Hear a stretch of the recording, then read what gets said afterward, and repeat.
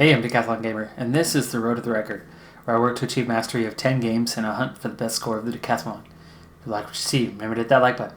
If you want to see more, hit subscribe. Let the games begin.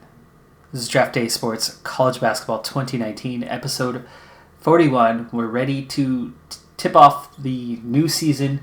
It's the 2027-2028 season.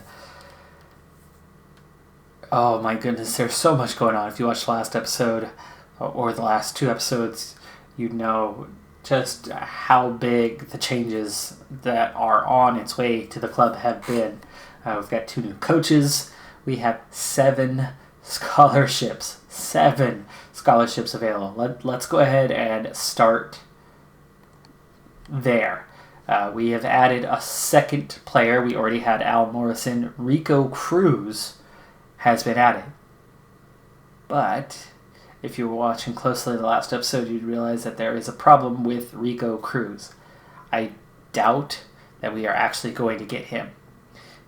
The reason why I'm doing this, taking this risky move, well, I don't have a whole lot to lose, and it didn't take much to get that player. Last contact week, we kind of went in blind on a few players, desperately trying to get somebody because all we had was Morrison. I had the entire rest of my list completely wiped out, signing with other schools. Cruz, blindly, we went straight to the top of his list, number 1 immediately, but his GPA, 2.4. So, good shooting guard. It's a good player. Not an amazing player, but a good player. But with a 2.4 GPA, he is probably not going to qualify.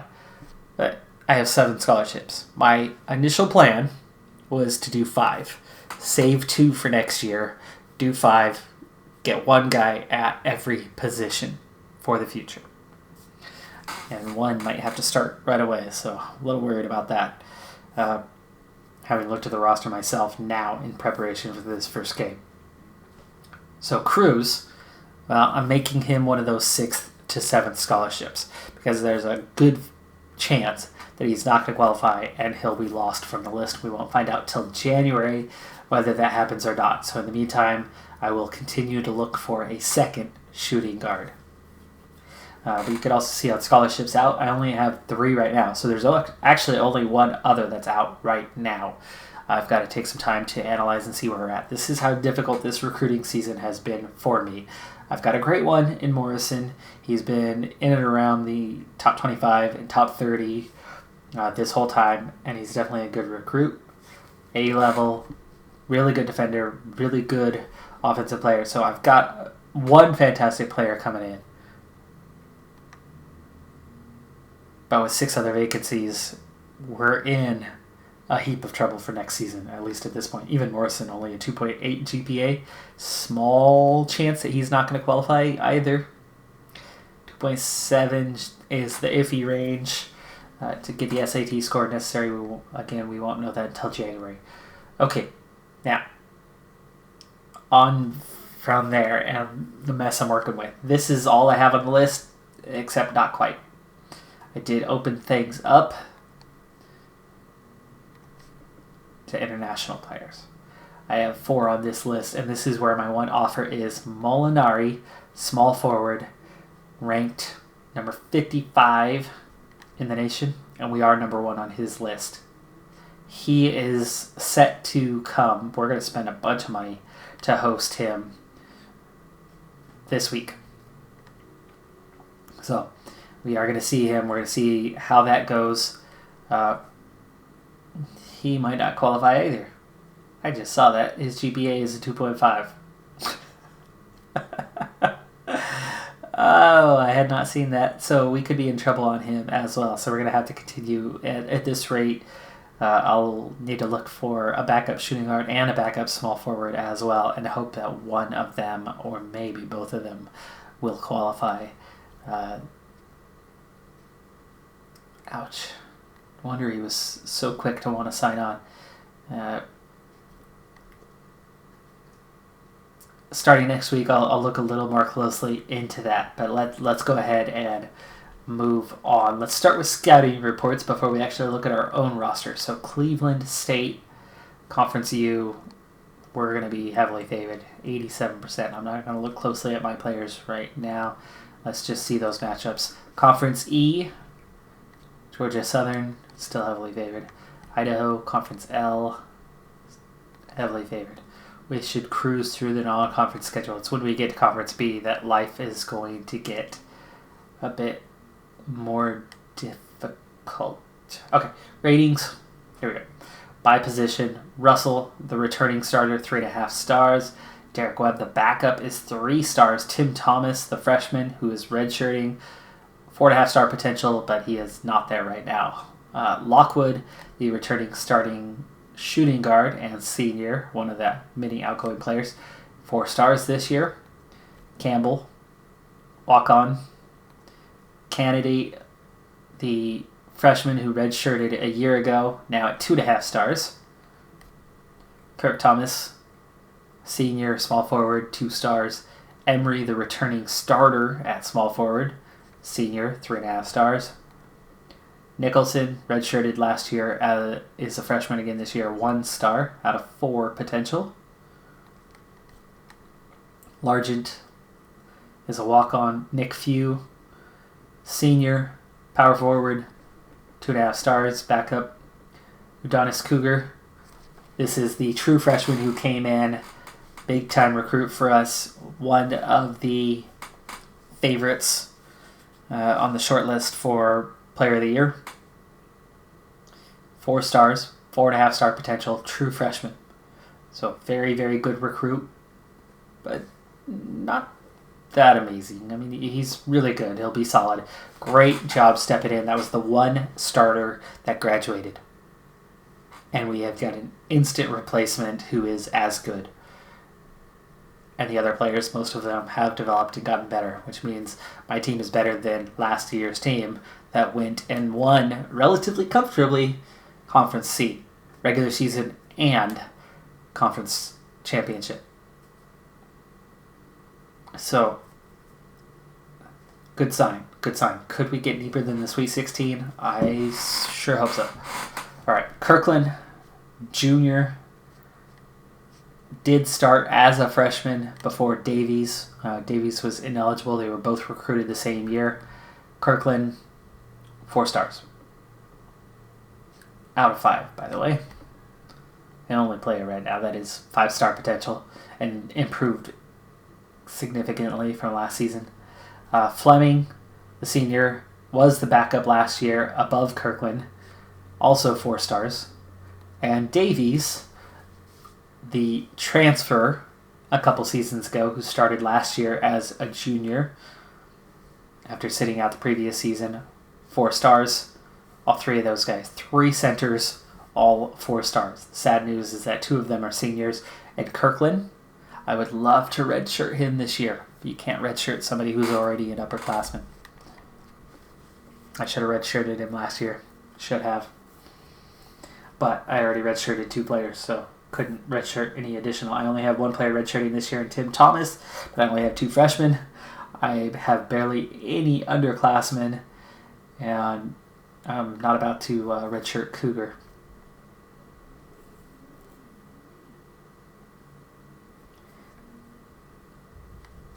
With that, let's go ahead and get the season started. Our first game is Cleveland State. We should absolutely blow them out, so we're going to speed through that game, but we'll see what the team can do in the season opener at home against a team far, far inferior to our own. So can we take care of business? Can we win this game by 30 points, 40 points, as we should? Is this team going to gel? It is almost all returning players in the top of the lineup. We have essentially just 1 new player to fit in, to gel in with this team. We'll see how he does with that here in the season opener. Udonis Cougar, of course, is the player aforementioned about adjusting, adapting, fitting in. And here we go. Season is tipped off. It's green on green, so a little troubling on that, but it is what it is. And we trail early on in this one, 4-0. A lot of misses. Well, a whole 2 of them, actually. And already a couple fouls. 0 for 4. Neither team's even made a shot. All of their points have been free throws. They're 4 for 6 from the free throw line. So defensively, they're not making anything, but we're getting called for a lot of fouls. 6 fouls, 4.5 minutes into this game. And we are 0 for 7 from the field. Finally, first field goal is made, and we get 2 quick buckets as we force the turnover. We get second one. Now into the lead. Is this finally what we needed to get things rolling in this game? Hopefully it is. It's still only a 1-point game. They have not scored. They've only had 5 field goal attempts and 7 turnovers. So we are absolutely dominating the 8 turnovers now. If we were only shooting a little bit better, we would absolutely be killing them. They're 7 for 10 from the free throw line. We're 1 for 6 from the free throw line. Oh, ouch. This has been an ugly game to open the season, but hey, it's a season opener. It happens. You tend to get your ugliest game out of the way first. 17-10, or at least hopefully you do. Now we're starting to pull away as we're shooting a little bit better, up to 40% from the field now. Let's see who it is that's getting the job done. LaShawn Russell, the veteran, the senior, 6 points, 3 assists for him already in this game. Lockwood 0 for 3 from the field, so he's off to a slow start in this one. Davies has 4 points, 2 for 2 on the shooting. Doesn't even have a rebound yet, but Cougar, the true freshman in his first game for us, has 6 rebounds. 4 of them at the offensive end. Now 7 rebounds. Just 2 points, though, so he seems to be kicking the ball out. There's his 8th rebound. Is he on his way to a 30-rebound night? Well, no. There's only 3 minutes left in the half, but he could be on his way to some pretty big numbers in the rebounding department. He's got 5 points to go with it, a couple assists as well. Russell's already got 5 assists in this one before halftime. And after a very, very slow start to this game, as we approach halftime, we have just about doubled them up and have a 20-point lead. Oof. 3-pointer at the buzzer. Cleveland State, they just got, 8 quick points in the final 30 seconds of the half. 43-26 halftime score. Can we cruise through the second half? That first 6-7 minutes was really bad for us.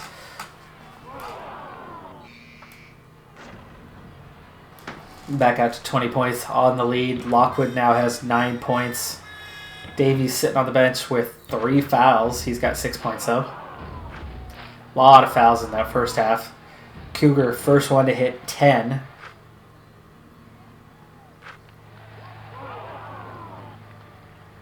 Emery now has 10. It's a big day for him. He's got 5 steals as well. So the defense is really stifling. Unfortunately, we are getting called for a few too many fouls. Going to need to clean that up going forward. But now the team is up above 50% shooting after starting, 0 for 7, 0 for 8, something like that. Had 11 turnovers in this one. That's a little bit ugly. That's first game kind of stuff. We've forced 21, though, with 12 minutes still to go in this game. Lead now approaching 30 points. As we've really been in control here in the second half. Rebounding, we're now plus 7. Turnovers, we've doubled up what they've been able to force. Field goal percentage up to 53% and counting, and they are between 35 and 40 and have been for a while now. Free throws, not as many taken as there were, so we've slowed that down. We've cleaned that up a bit, so halftime adjustments seem to be working. Emery is the leading scorer with 18 points on 8 of 10 shooting. No more steals, though. He's still on 5, but now he has 3 blocks to his name to go alongside the other defensive work that he's put in.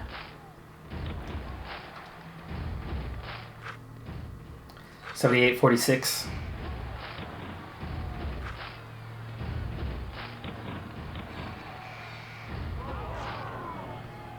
Three minutes left to play. That double-double did come for Cougar, but not as fast as I thought it would. He's barely got there on points, and even the rebounds he's barely ended up getting there. But as time has gone on, these guys have played less and less, and the other players are getting on the court a little bit more. 30-point lead here. Final seconds, 87-55, the final. Defense really getting the job done, really piling on a ton of pressure. 25 turnovers in this game.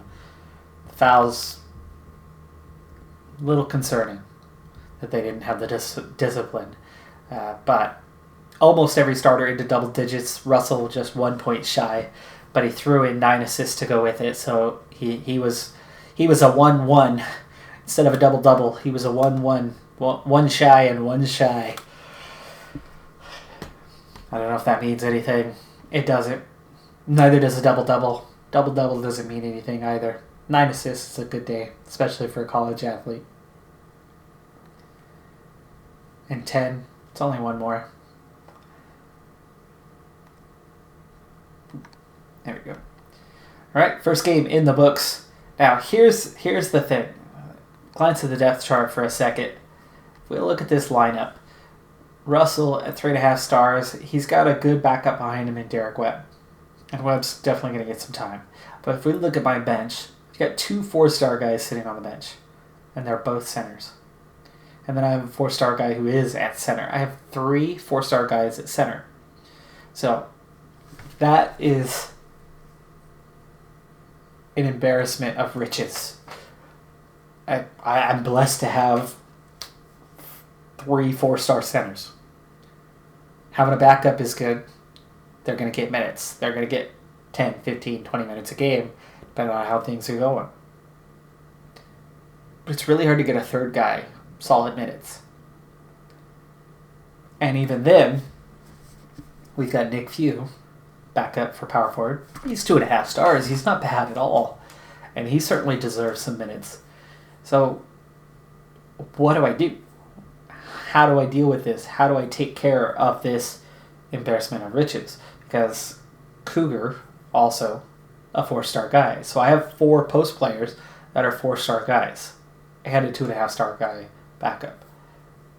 Emery is a good defender, but not a great player otherwise. So I wondered whether I should play around with the lineup a little bit and try a lineup where Emery moves to a reserve role, a first guy off the bench role.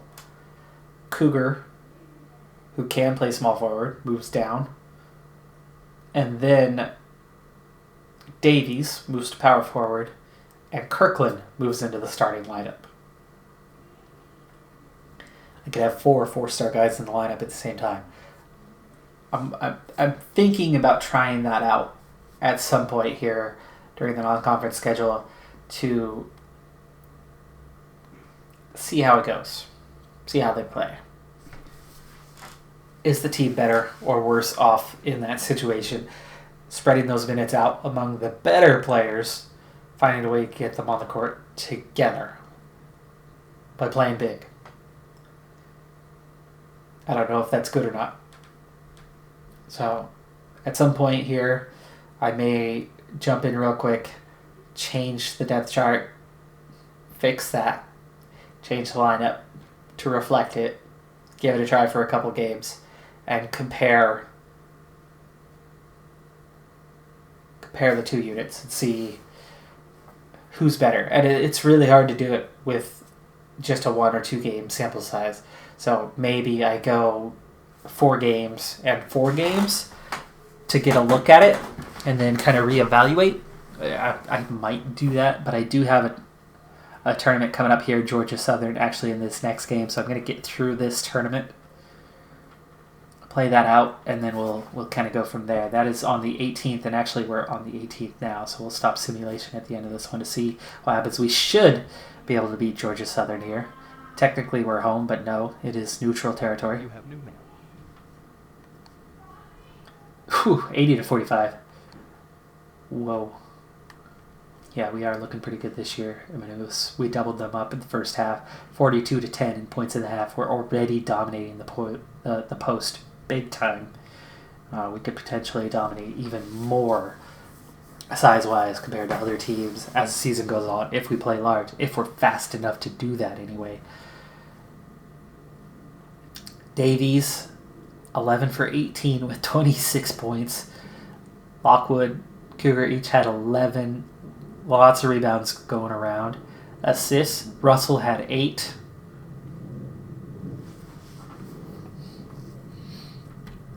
It's a good game. It's a good game. We were 51% from the field, held them to 32. And that was a decent opponent in Georgia Southern. I mean, we were just in their conference a few years ago.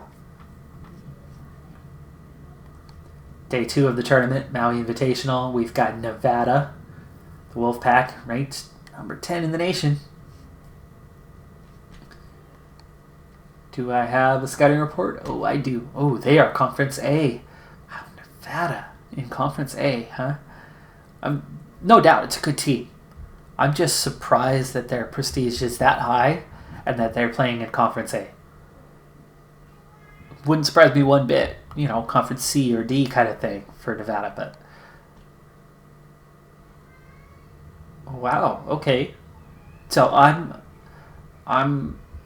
not good. I'm not good. Not compared to them, apparently. Lockwood, the one advantage I have a disadvantage everywhere else. All of those 4-star guys are at a disadvantage. Well, not all. Cougar, Davies, both at a disadvantage. But that is something. I got 4 seniors in the lineup and a lot of 4-star players. And we are nowhere near Nevada's level.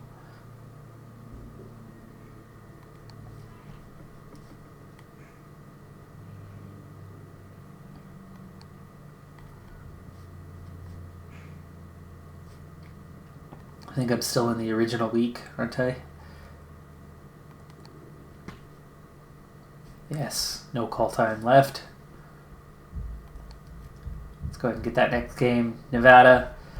I'm tempted to watch, however, if we're going to make any progress through this season, I can't watch every game, so we'll take it. We're not actually on the road for this. Nevada just a high-seeded team in this tournament. Higher seeded than we are.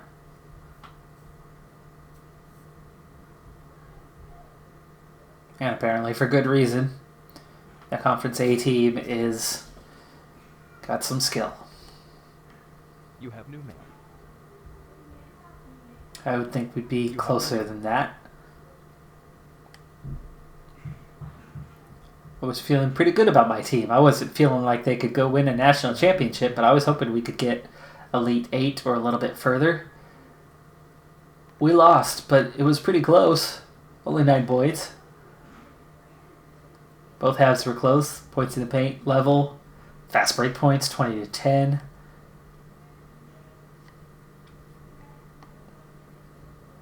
Bench did a good job. They had a good day. Filled in when they needed. Davies and Cougar, 8 and 7 on rebounds. Points, Cougar had 15. A lot of guys double digits, just slightly. We shot okay. Well, starters did. Lockwood had a terrible day. 3 for 13, 0 for 6 beyond the arc. We only made 2 3-pointers in the game. That could be why we lost. 38% is not good. They were 48%. That is good. They were 63% beyond the arc. 7 for 11. We were 2 for 19. That's why they won. Free throws, only a difference of 2. Rebounds, -6. We should have lost by a lot more than we did. Turnovers, +9. There's the difference. Our defense kept us in the game, but our offense forgot to show up. Okay, well, there's our first loss of the season, 2-1 now. Could have been a lot worse than it was. And if our offense had played a little better, it probably could have been a lot closer than it was, right?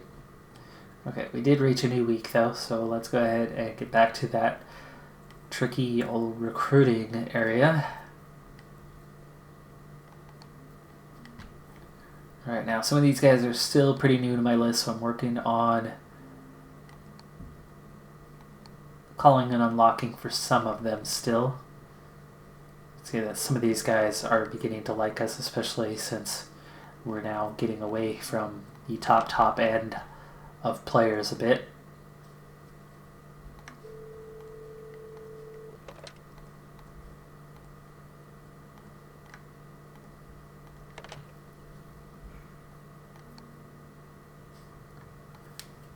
Alright, that's it for the national guys.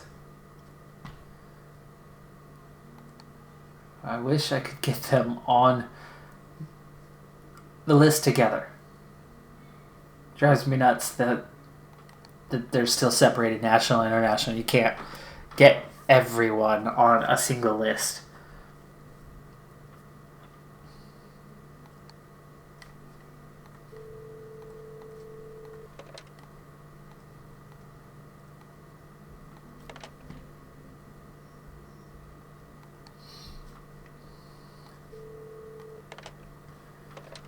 Okay. We're just in evaluation, so there's not much going on, and it's still the same month, so we'll push through that next week. At this point, with that tournament done, we should cruise through the rest of the non-conference schedule.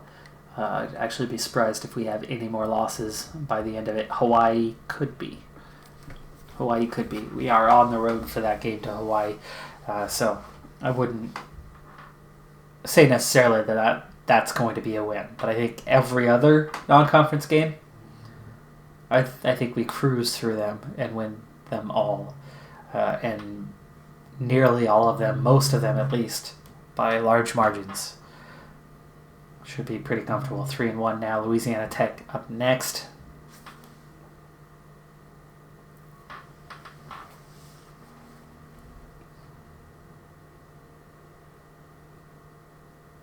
So even at 3-1, our RPI is only 183.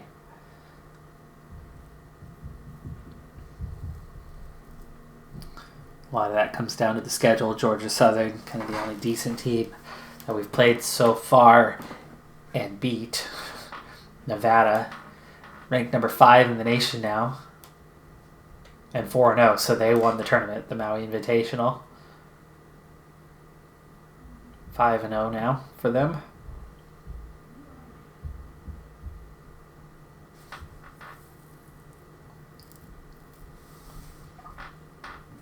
And they're certainly looking like the kind of team that could, as good as they were, they could be competing for a national championship. They could be a top seed this season easily.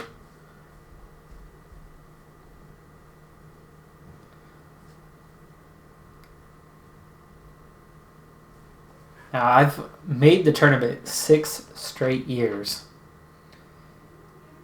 and I'm getting more consistent. We've been in the Sweet 16 or better the last few years. And I think we could easily make the Sweet 16 again this year, as good as this team is. I hope, depending on who we end up playing against, that we're going to be good enough to make the Elite 8. Not sure we're better than that still. And you saw just how far below Nevada we were. We're a good team. I think we're a top 15 team. I don't think we're a top 10 team in the nation yet. 4-1 now. Last game was... Louisiana Tech, 94-84. Or 94-48. Even 84 would still be a win. Gosh. Okay. So, we have letter of intent from Al Morrison. Elijah Molinari, campus visit. Ooh, that's a kind of a mediocre review from Molinari. International player out of Kansas, by the way.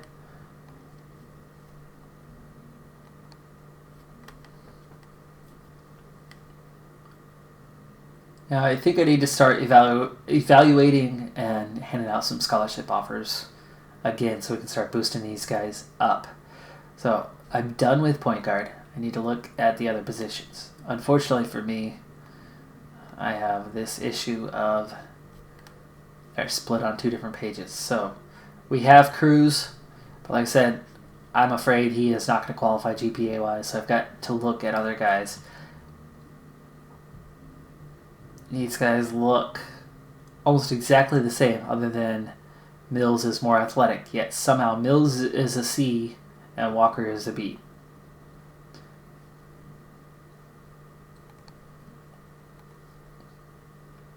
I do have 2 here.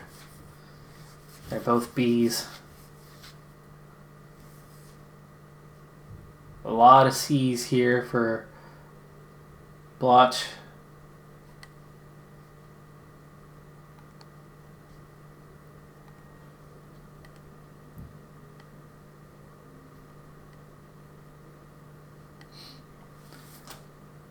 But I think Blotch probably is going to be a better option.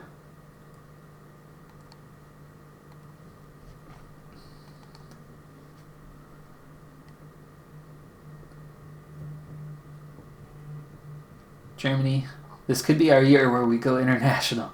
We've only ever had the one player in Davies. And again, that wasn't through recruiting. That was a transfer. Cares about playing time. He cares about conference prestige. So that would be something. That would definitely be something. Let's go ahead and give him an offer. Not going to pay to go watch him live, though. That's really expensive.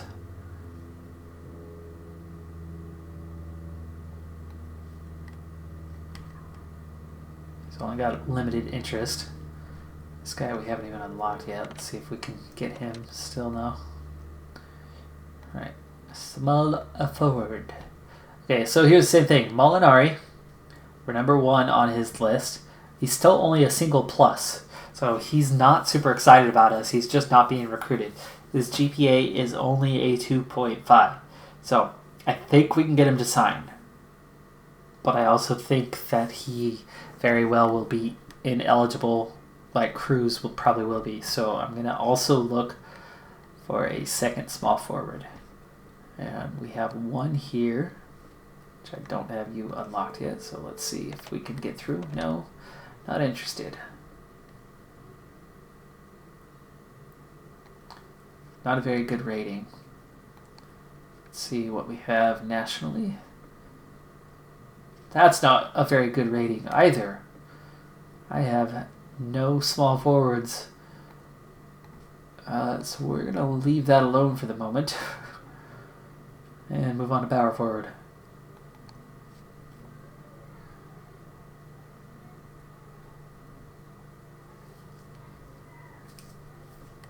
A B overall. Oh gosh. It's getting so difficult to try to get a player. To get multiple players. I need to sign at least 4 this season. Otherwise I'm going to be in some serious trouble next year.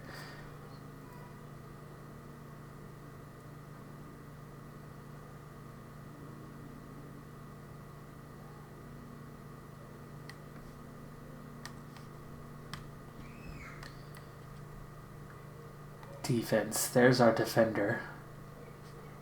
And he's not bad at anything. Maybe that's who I need to go for. Cares about location, which of course is not something I can pitch very well when he's in Texas. If I give him an offer, maybe we'll just kind of naturally move up his list and he'll sign. Because he's far enough down the list. I don't know.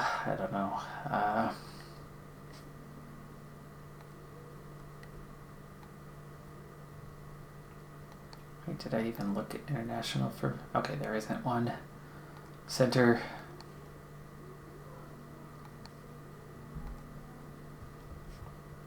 Just 2 here. Only one that's a B. Really bad passer. But he's got an okay shot and is a good defender.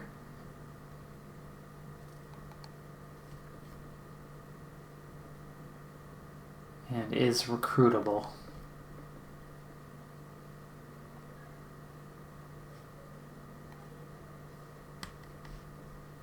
Oh, see, did you guys have everything unlocked?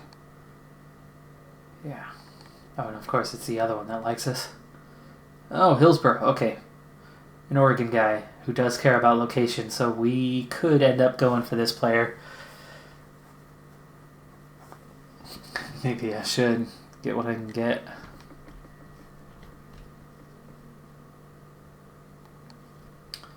Back to the games.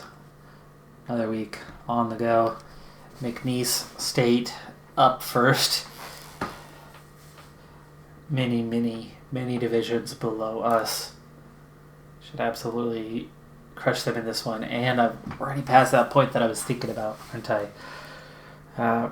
We're at 5 games right now. We'll play 2 more, and then I think I might go change that lineup and see How we're looking. RPI cracks top 100 now.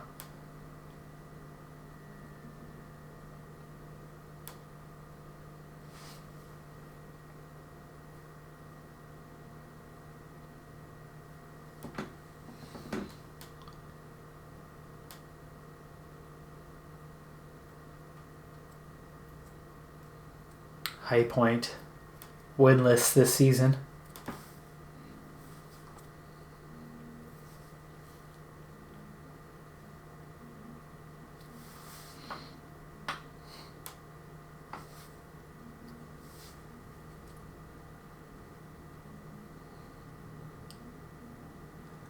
Nevada's still undefeated in 5th place. A lot of undefeated teams right now, but of course we haven't hit the conference parts of our schedule. The Rock'em Sock'em Robots part where we just beat the snot out of each other.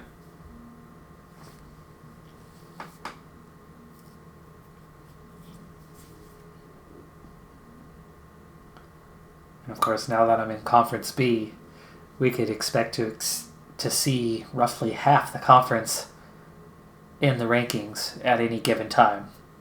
So they consider me to be on the bottom half, and that would be based on prestige.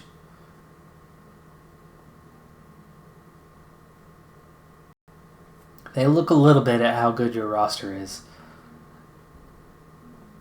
but the rankings largely begins with prestige and then kind of ends with your win-loss record. So as others' win-loss record drops off a bit, and they start picking up 2, 3, 4 losses, all of a sudden your one loss starts to look a lot nicer.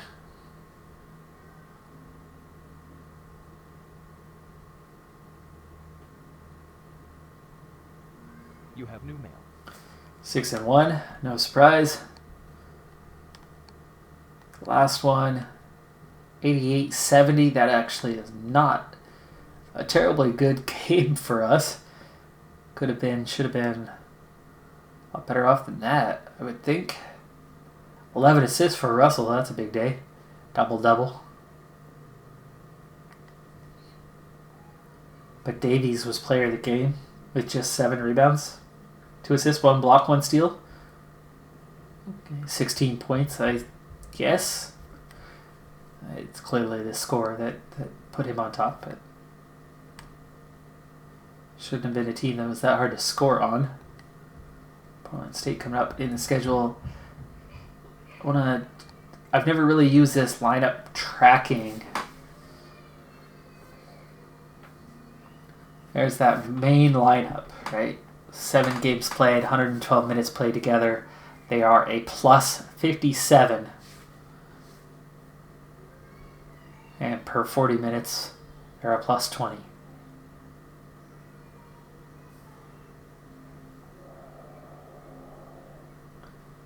With Kirkland in the lineup, they haven't played together much, but they've also done well. If I can organize it, there you go, by per 40. Some of the backups in. Our backups have done well as long as Russell's on the court with them. Our main lineup with Fleming as backup, they've only played 2 minutes together.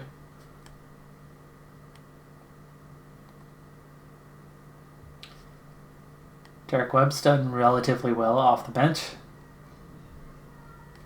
Where have we struggled? Fleming at power forward apparently has not gone well. Oh no.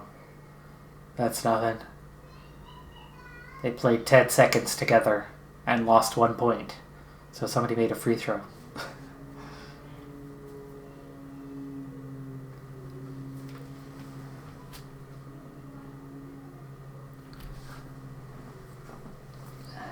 And this group, yeah, not even a minute. So these really don't count. This group's played 2 minutes together. 3 minutes, 2 minutes. Not enough. Too small of a sample size.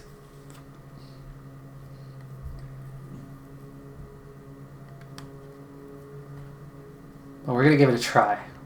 We will give it a try. This group, plus 20 per 40 minutes played. It's a good lineup, but I want to see what happens with this other group. So we're going to go Emery. Nope. Davies. Kirkland. So we're getting really big with this lineup, but now we're up to four-star guys.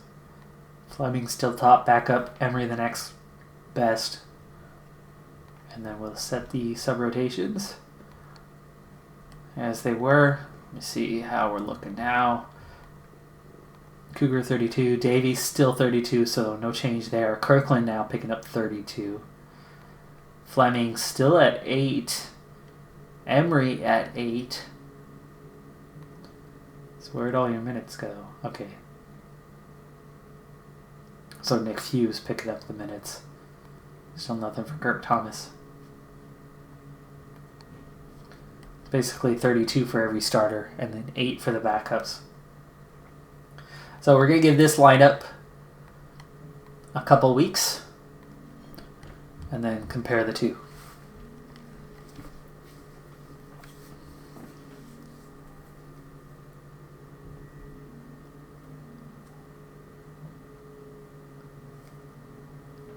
And then I'll need to get into the recruiting here at some point as well. Keep track of that.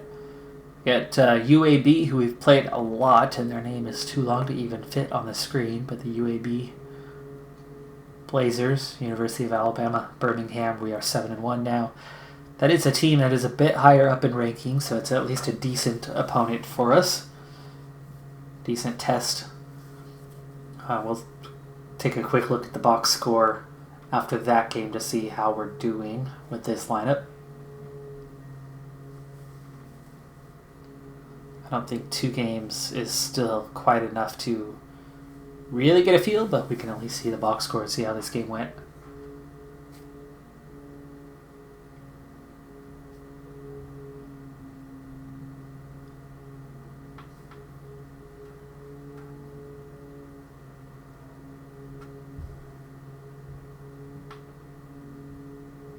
Got the win either way, both games. Portland next on the calendar. Pilots 3-3 this year. We're at home, so even though it's a rivalry game, because we're at home, shouldn't be much of a contest.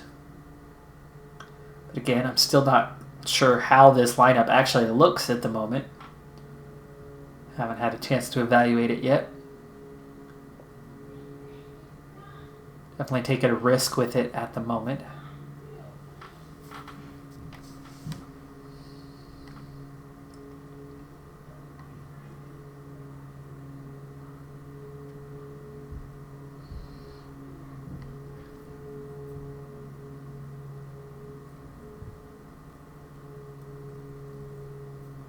You have new mail. Okay, going back. 98-48 over UAB. And like I said, UAB is a higher ranked team than most of the others we've played this season, and we are ranked now. Number 24, RBI jumps to 57. We crushed them in both halves.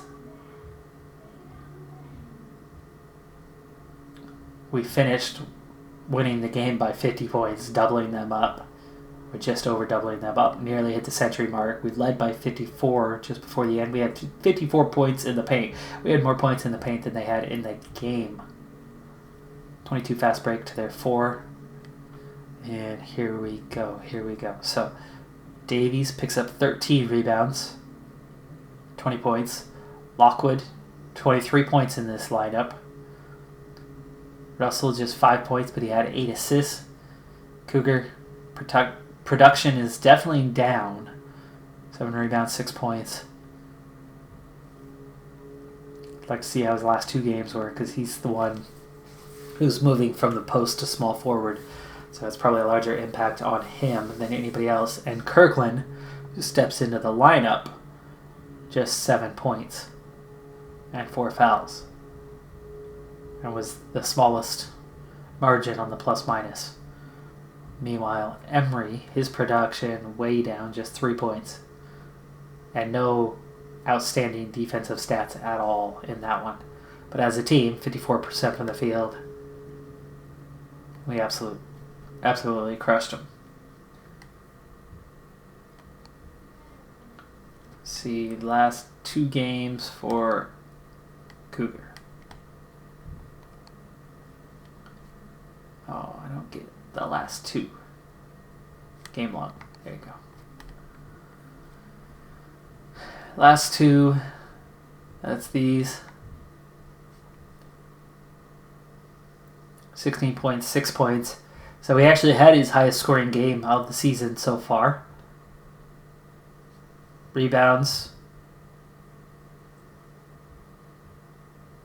He's at 7.5 per game. Mostly defensive now. Most assists he's had. So he's had his best game since moving over. So maybe. Alright, well, I'll give it a couple more games, reevaluate, kind of decide which way I want to go with it. But we still have a few games left here in the non-conference schedule. We will cruise through those off camera, and we'll get into the conference schedule here soon. So we've got 3 games left. But that's going to do it for this episode. I'm Decathlon Gamer. And remember, I'm aiming for the best of the best. So if you want to join me on my journey, hit subscribe and tune in next time on my Road to the Record. Bye for now.